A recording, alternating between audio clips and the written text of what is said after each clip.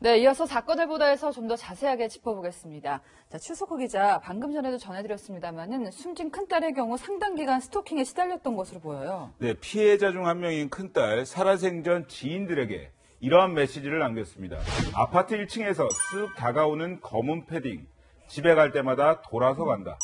나한테 대체 왜 그러냐고 소리를 질러봤지만 진짜 많이 무섭다면서 자신의 심경을 전했습니다.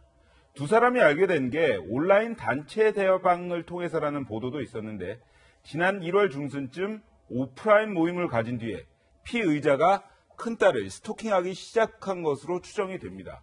피해자 집의 위치까지 알아낸 경위에 대해선 경찰의 추가 조사가 필요해 보입니다만 중요한 것은 집 앞에서 하루 8시간씩 기다린 것을 비롯해서 피의자가 극심한 집착 증세를 보였다는 겁니다.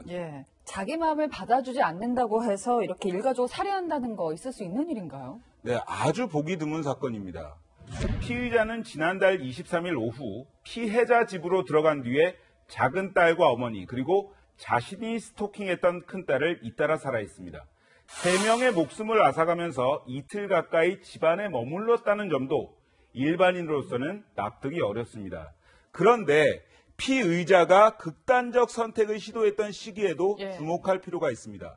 일반적으로 스토킹 가해자가 극단적 선택을 할 때는 구애를 거부하는 피해자에게 평생 지울 수 없는 트라우마를 남기기 위한 경우가 대부분이라는 게 전문가들의 분석입니다. 일종의 복수처럼.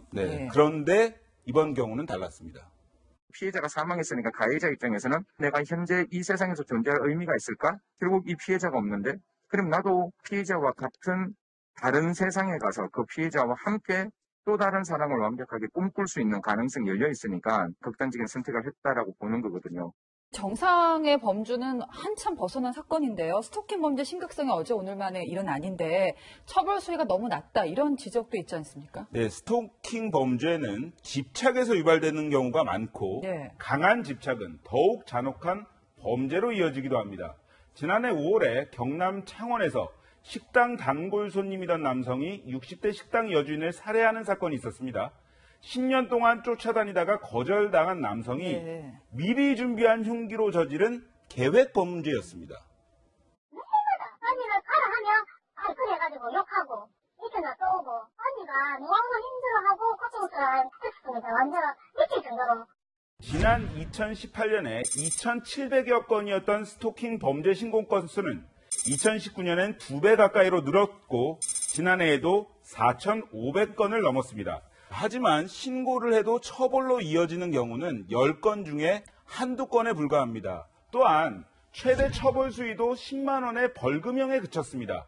최근 스토킹 처벌법이 22년 만에 국회 문턱을 넘긴 했습니다만 피해자의 처벌 의사가 없이는 처벌이 불가능한 반의사 불벌죄입니다.